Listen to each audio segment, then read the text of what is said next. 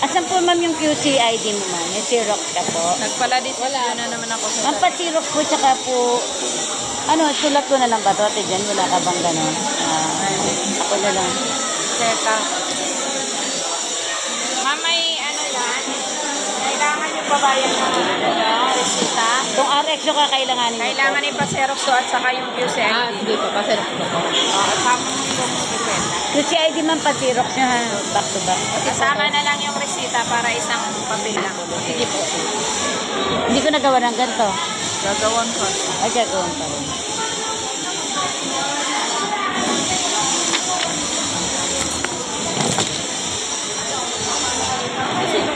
Po, si Dr. Arias yun.